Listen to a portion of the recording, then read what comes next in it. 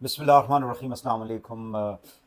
नाज़रीन, जैसे कि आपको मालूम है कि इसराइल ने ईरान के ऊपर गुज़िश्ता जो शब थी, सुबह का टाइम जो था, उसके दौरान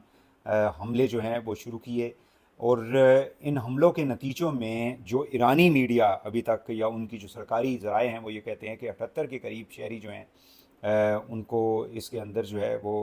हलाकत उनकी हुई है, शहादतें हुई हैं। और इसमें तीन जो उनके मेन कमांडर हैं, यानी एक तो उनके जो हैं पासदारान इनकलाब के जो कमांडर हैं मेजर जनरल अमीर अली हाजी ज़ादा, वो इसके अंदर जो है उनकी हलाकत की तस्दीक की गई है।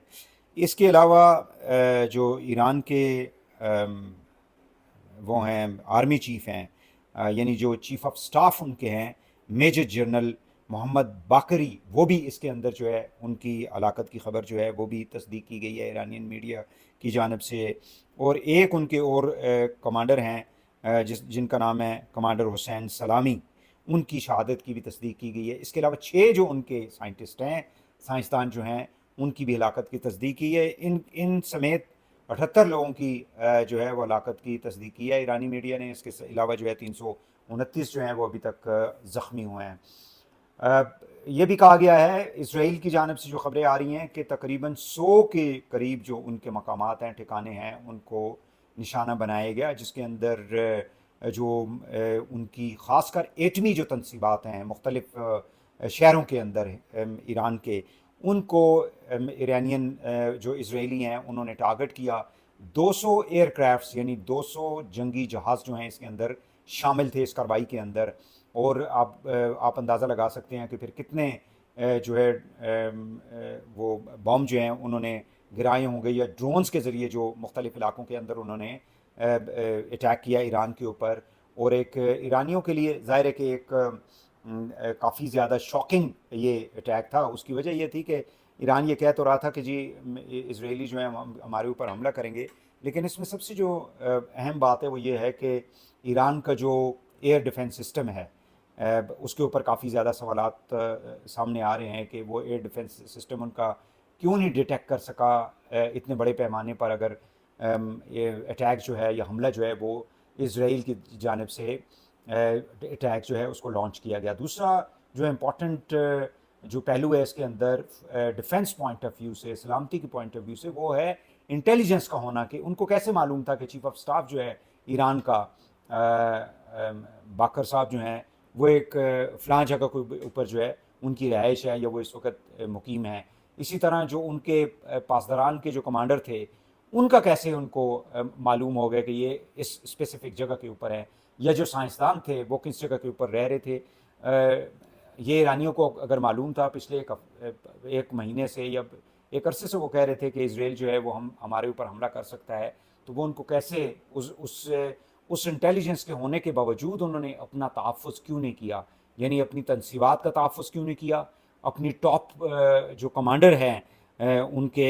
मिलिट्री के जो कमांडर हैं उनका उन्होंने तहफ़्फ़ुज़ क्यों नहीं किया, और उनके जो टॉप साइंसदान हैं जो इस तमाम न्यूक्लियर जो एटमी प्रोग्राम है उनका उसके अंदर वो शामिल थे, उनका तहफ़्फ़ुज़ ईरान जो है वो क्यों नहीं कर सका। ये एक बहुत बड़ा उनकी जो सिक्योरिटी के पॉइंट ऑफ व्यू से, दिफा के पॉइंट ऑफ व्यू से जो है बहुत बड़ा एक सवालिया निशान है। इस वक्त जो उनके इजरायली फोर्सेस के जो स्पोक्स पर्सन हैं वो ये बात कर रहे थे कि चूँकि नेगोशिएशंस तो जारी थी, लेकिन उसके साथ साथ ईरान जो है वो एक अरसे से न्यूक्लियर एटमी जो प्रोग्राम है उसको जारी रखा हुआ था। हालांकि उसके ऊपर भी दो राय थी। एक तो IAEA का जो स्टेटमेंट थी पहले भी इस हवाले से जो मौक़िफ़ था वो ये था कि ईरान जो है चूँकि उसने इंटरनेशनल जो जितने भी एग्रीमेंट्स हैं फॉर सिविल न्यूक्लियर इस्तेमाल के लिए, यानी आपने एटमी जो प्रोग्राम है वो आप बिजली के लिए पैदा करने के लिए इस्तेमाल करते हैं या सिविल प्रोग्राम्स के लिए इस्तेमाल करते हैं, तो वो आप कर सकते हैं, बाकी दुनिया के ममालिक भी करते हैं। चाहे वो P5 ग्रुप के ममालिक हैं जिनके पास पहले न्यूक्लियर पावर था, +2 अब उसके अंदर ज़ाहिर है कि हिंदुस्तान, पाकिस्तान उसके अंदर शामिल हो गया था। लेकिन इसराइलीज़ जो हैं वो अनडिक्लेयर्ड न्यूक्लियर पावर हैं, लेकिन उनके पास भी न्यूक्लियर जो एटॉमिक पावर है या ताकत है वो उनके पास मौजूद है, एटॉमिक बम उनके पास भी मौजूद है। उस हवाले से तो ईरान जो है वो ये कर सकता था। لیکن مذاکرات آپ کو معلوم ہے کہ دوسری جانب یورپ کے اندر امریکہ اور اس کے درمیان ایران کے درمیان جاری تھے، اور اتوار والے دن وہ دوبارہ سے ہونے تھے وہ مذاکرات جو ہیں۔ اس کے بیچ میں یہ حملہ ہونا جو ہے یہ بات ظاہر کرتا ہے کہ جو اسرائیل کے جو ڈیزائنز ہیں، اسرائیل کے جو اس وقت پورے مڈل ایسٹ کے اندر، مشرق وسطیٰ کے اندر جو اپنا تسلط وہ قائم کرنا چاہتے ہیں، وہ ایک اس کا پہلو ہے۔ دوسرا چونکہ ایران جو ہے اگر آپ دیکھیں تو جس طرح سے شام کے اندر بشار الاسد کو وہ سپورٹ کر رہے تھے، عراق کے اندر جو ہے اگر آپ چلے جائیں تو وہاں پہ بھی ایرانیوں کی جو اثر و رسوخ تھا وہاں پہ موجود تھا۔ ہوتیز کی جب ہم بات کرتے ہیں یمن کے اندر تو وہاں پہ بھی ایرانینز کی جو انوالومنٹ ہے یا وہاں پہ ان کی جو سپورٹ ہے ہوتیز کو، وہ بھی سارا جو ہے آپ کو معلوم ہے کہ ساری دنیا کو پتہ تھا، امریکنز کو پتہ تھا، مڈل ایسٹ کے ممالک کو پتہ تھا، جو عرب کنٹریز ہیں۔ پھر آپ آگے آ جاتے ہیں تو لیبنان کے اندر حزب اللہ کو جس طرح سے ایران جو ہے وہ سپورٹ کر رہا تھا، اور پھر یہ جو وہاں پہ فلسطین کے اندر جو وہاں پہ جو ایرانیوں کی جو سپورٹ تھی یا ایرانیوں کی جو وہاں پہ انوالومنٹ تھی، تو اگر آپ دیکھیں تو خطے کے اندر ظاہر ہے کہ ایران جو ہے وہ انڈائریکٹلی اپنی پراکسیز کے ذریعے حماس کی جو تنظیم ہے اس کا بھی یہ کہا جاتا ہے کہ ایرانی اس کے پیچھے تھے اور ایران اس کو سپورٹ کر رہا تھا۔ اسماعیل ہانیہ کا جو شہادت ہے وہ بھی ایران کے اندر ہوئی۔ آپ کو معلوم ہے کہ قطر کے اندر اس کا بیس کیمپ تھا۔ ان کا یہ جو اسماعیل ہانیہ جو تھے وہ ایران کے اندر نہیں مقیم تھے، ان کی پوری فیملی، ان کے بچے، وہ سارے کے سارے جو ہیں وہ قطر کے اندر مقیم تھے، لیکن اس کے باوجود ان کو ایران کے اندر جو ہے پچھلے چند ماہ کے اندر وہاں پہ ٹارگٹ کیا گیا۔ اسی دوران جو ہے نصر اللہ حسن نصر اللہ جو تھے، حزب اللہ کے جو لیڈر تھے، ان کو لبنان کے اندر جو ہے ان کو اور ان کی باقی لیڈرشپ کو نشانہ بنایا گیا۔ پھر جس طرح سے غزہ کے اندر پچھلے 2 سال سے 1.5 سال تقریباً ہو چکا ہے، اس سے زیادہ عرصہ ہو چکا ہے، جس میں 60,000 فلسطینیوں کو غزہ کے اندر جو ہے وہ لقمہ اجل بنا دیا اسرائیل نے۔ تو اگر آپ یہ پورا اگر آپ پورے نقشے کے اوپر اگر آپ نظر ڈالتے ہیں، پورا یہ جو کارروائی ہے اسرائیل کی، تو اس میں آپ کو ایک انڈرسٹینڈنگ ہوتی ہے کہ ایران کی جہاں جہاں پہ بھی ملٹری پوائنٹ آف ویو سے، سلامتی کی پوائنٹ آف ویو سے، یا ان کے جو نیشنل گارڈز جو تھے جو ٹرین کر رہے تھے، چاہے وہ ہوتیز ہوں یا حزب اللہ ہو یا حماس ہو یا باقی ملیشیاز جو تھے مختلف ممالک کے اندر، خاص کر اگر ہم شام کی بات کرتے ہیں وہاں پہ بھی آپ کو معلوم ہے کہ سول جنگ جو ہے وہ کافی عرصے تک جاری رہا انٹل کہ اس کو بشار الاسد کو وہاں سے ریموو کیا گیا۔ تو یہ پچھلے 1 سال کے دوران یا چند ماہ کے دوران آپ نے دیکھا کہ اسرائیل نے with the help of Americans, ظاہر ہے کہ امریکنز جو ہے وہ ان کو اسلحہ بھی دیتے ہیں، امریکنز ان کو جو انٹیلیجنس کی ہیلپ بھی دیتے ہیں، امریکنز ان کو ڈالرز بھی دیتے ہیں، یعنی مالی مدد بھی اسرائیلیوں کی کرتے ہیں، جس کی بنیاد کے اوپر اسرائیل نے یہ سارا جو ہے کارروائی پورے مڈل ایسٹ کے اندر جہاں جہاں ایران کے فٹ پرنٹس پائے جاتے تھے ڈائریکٹلی اور انڈائریکٹلی، ان کو آپ دیکھیں کہ یکے بعد دیگرے انہوں نے اس کو نیوٹرلائز کیا۔ جب وہ نیوٹرلائز ہو گئے، یعنی آپ نے حزب اللہ کو بھی ان کی بھی لیڈرشپ کو نیوٹرلائز کر دیا، ان کو بھی ایک بڑے پیمانے پہ نقصان پہنچایا، آپ نے حماس کو بھی ایک بڑے پیمانے پہ نقصان پہنچایا، ڈسپائٹ دا فیکٹ کہ ابھی تک حماس جو ہے وہ ایگزسٹ کرتی ہے وہاں پہ فلسطین کے اندر، غزہ کے اندر۔ لیکن وہ یہ سمجھتے ہیں کہ ان سب کے پیچھے پھر ہوتیز، جس طرح سے آپ کو معلوم ہے کہ ان کے مختلف جو بحری جہاز تھے، جو سامان لے جانے والے جہاز تھے مختلف ملکوں کے، خاص کر یورپینز کے، ان کو وہ ہٹ کرتے رہے میزائلز کے ذریعے یا ڈرونز کے ذریعے۔ تو ان کو یعنی اسرائیل کا، امریکہ کا، ویسٹ کا یہ کہنا ہے، جو اسرائیلیوں کو سپورٹ کرتے ہیں، ان کے پیچھے کھڑے ہیں، ان کا یہ کہنا ہے کہ ایران جو ہے یہ سارا معاملے کے اندر شامل ہے، لہٰذا ایران کو نیوٹرلائز کرنا نہایت ہی ضروری ہے۔ اور اس میں سب سے پہلے جو ان کا وہ ٹارگٹ تھا وہ بظاہر تو لگتا ہی ہے کہ ایٹمی جو ان کا پروگرام ہے اس کو کرنا ہے، لیکن جو اس وقت حالات چل رہے ہیں یا جس طرح سے انہوں نے اس کے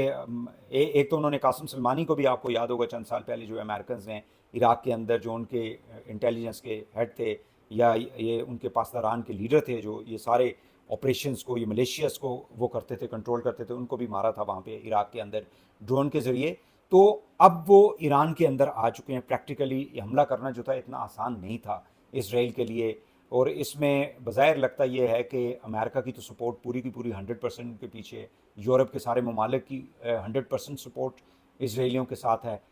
کچھ عرب کنٹریز کے اندر بھی بظاہر لگتا یہ ہے کہ اسرائیلی جو ہیں وہ جس قسم کے معاملات چل رہے ہیں اس سے بھی اسرائیلیوں کو انکریجمنٹ ملی ہوگی کہ وہ ایران کے اندر اتنے بڑے پیمانے کے اوپر جا کے جو ہے وہ انہوں نے اٹیک کیا.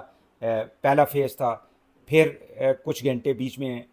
رکاوٹ یعنی پاز آیا، وقفہ جس کو ہم کہتے ہیں، پھر دوبارہ کیا، اب تیسرا جو ہے وہ پلان کیا جا رہا ہے. اور ایرانی جو وہ امریکن پریزیڈنٹ ٹرمپ اس نے کہا جی ڈائریکٹلی ہم انوالو نہیں ہیں اس کے اندر،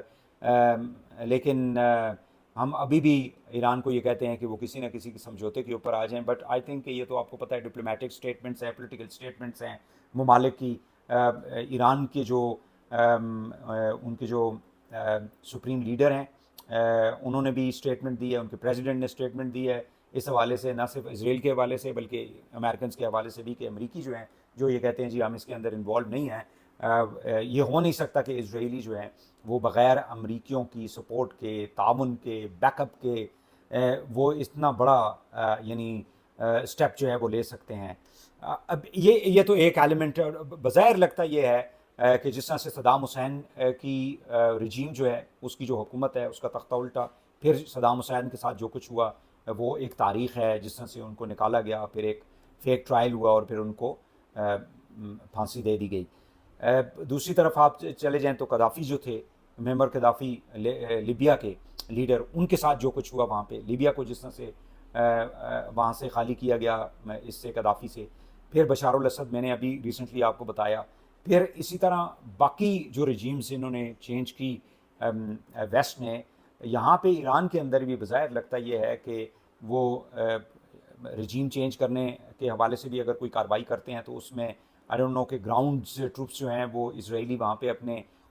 اتاریں گے یا امریکنس جو ہیں وہ اپنے گراؤنڈ ٹروپس جو ہیں اتاریں گے، جس کا ابھی تک تو کوئی واضح اس طرح سے لگتا نہیں ہے. لیکن اگر یہ اسی طرح سچویشن آگے بڑھتی ہے، کیونکہ ایران نے یہ کلیم کیا کہ 1000 کے قریب ہم نے ڈرونز جو ہیں وہ ہم نے بھیجے لیکن ان کو راستے میں انٹرسیپٹ کر دیا گیا. اسرائیل کی جانب سے کبھی کوئی اس قسم کا وہاں پہ کوئی نقصان جانی یا مالی نقصان، اسٹریٹجک، ملٹری، سویلینز، ان کی جو سول لیڈرشپ ہے یا ملٹری لیڈرشپ ہے اس کو کسی قسم کا نقصان، ایران نے جو جواب دیا ابھی تک کا اس میں تو بظاہر جو ہے اس کی خبریں ابھی تک سامنے نہیں آئی ہیں. سو اس کا مقصد یہ ہوا کہ ایران کی جو انٹیلیجنس کا جو فیلئر تھا وہ اس کے اندر آپ کو نظر آتا ہے، ایران کی جو ایئر ڈیفنس کا فیلئر تھا وہ آپ کو اس کے اندر نظر آتا ہے، اور ایران جو ابھی تک کی جو اس کی کارروائی ہے اس میں کوئی سبسٹینشیل اسرائیلیوں کو نقصان نہیں دیا جا سکا. یہ وہ چند چیزیں ہیں جس کو ڈیفینیٹلی ایران کی جو لیڈرشپ ہے وہ بیٹھ کے اس وقت غور کر رہی ہوں، کیونکہ جب یہ ساری کارروائی ہو رہی تھی آپ کے ملک کے اندر آ کے اگر اسماعیل ہانیہ کو اگر شہید کر دیا جاتا ہے، مار دیا جاتا ہے، تو اس کا مطلب یہ ہے کہ یو کین ویل امیجن کہ ان کی جو انٹیلیجنس ہے ان کی کتنی پینیٹریشن ہے، deep penetration into the Iranian security forces, ان کی جو انسٹیٹیوشنز ہیں، ان کی جو مختلف ادارے ہیں وہاں تک ہونا جو ہے یہ ایک کافی یعنی ایران ایز اے اسٹیٹ کے لیے اور ایران کی جو لیڈرشپ ہے اس کے لیے کافی زیادہ بڑا سوالیہ نشان ہے. اب دیکھنا یہ ہے کہ یہ معاملہ یہیں پہ رک جائے گا، کیا اس کو روک لیا جائے گا، اس کو سٹاپ کیا جائے گا. اور یہ بھی ساتھ ساتھ خبریں آ رہی ہیں کہ IAEA نے اس بات کی تصدیق کی ہے، یعنی انٹرنیشنل اٹامک انرجی کمیشن جو ایجنسی ہے، کہ بھائی کوئی بڑا نقصان ایٹمی جو اس کے پلانٹس ہیں ایران کے اس کو ابھی تک نہیں ہوا. تو اس کا مطلب یہ ہوا کہ ڈیپ یعنی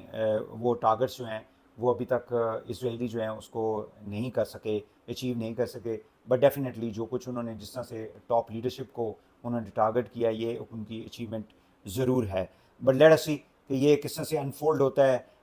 جتنے بھی مڈل ایسٹ کے ممالک ہیں انہوں نے اس کو کنڈیم کیا ہے. حکومت پاکستان نے، فارن منسٹری نے، foreign minister, deputy prime minister اور فارن منسٹر ساگدار صاحب نے بھی اس کو کنڈیم کیا ہے.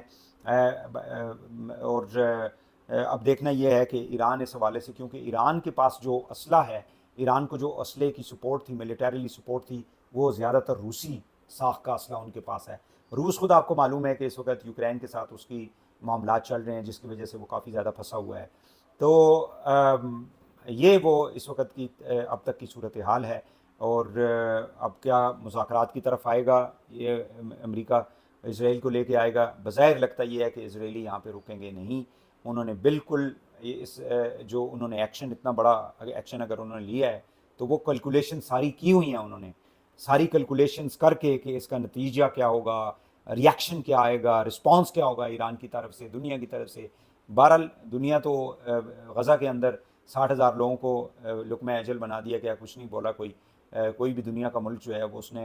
اس کو اسرائیل کو روک نہیں سکا۔ تو اس صورتحال کے اندر بھی بظاہر لگتا یہ ہے کہ اسرائیلیوں کو جو روکنا ہے وہ دنیا کی جانب سے وہ مشکل دکھائی دیتا ہے، ڈسپائٹ دا فیکٹ کہ اسرائیلیوں نے ایک انڈیپینڈنٹ سوورین اسٹیٹ کے اوپر، ایک آزاد ملک کے اوپر جو ہے وہ انٹرنیشنل تمام قوانین کو دھجیاں اڑاتے ہوئے حملہ کیا، اور وہ سارا کچھ فلسطین کے اندر بھی کر رہا ہے، باقی ملکوں کے اندر بھی اس نے کیا، جیسے میں نے پہلے کہا۔ اب دیکھنا یہ ہے کہ کس حد تک یہ معاملہ جو ہے یہیں پہ رکے گا یا یہ آگے بڑھے گا، اور جیسے میں نے پہلے کہا کہ باقی مڈل ایسٹ کے ممالک کے اندر جو رجیم چینج کی گئی، کیا واقعی یہاں پہ ایران کے اندر بھی کوئی رجیم چینج کرنے کا پلان ہے ان کا، یا صرف اس کو ایران کو یہاں تک ہی ڈرانا تھا، دھمکانا تھا، یا اس کا جو ملٹری جو یا نیوکلیر کی جو اس کی پاور ہے اس کو نیوٹرلائز کرنا ہے، کیونکہ اس سے آگے جا کے پھر وہ جو تیل کی فیسلٹیز ہیں، جو گیس کی فیسلٹیز ہیں، وہ بھی ایران کی جو ہے وہ اسرائیل ہٹ کر سکتا ہے اگر وہ یہاں پہ اس جگہ تک پہنچ چکا ہے۔ تو اس میں جو بھی ڈیولپمنٹ ہوتی ہے انشاءاللہ اس کو بھی آپ کے ساتھ ضرور شیئر کریں گے۔ بہت شکریہ آپ کا۔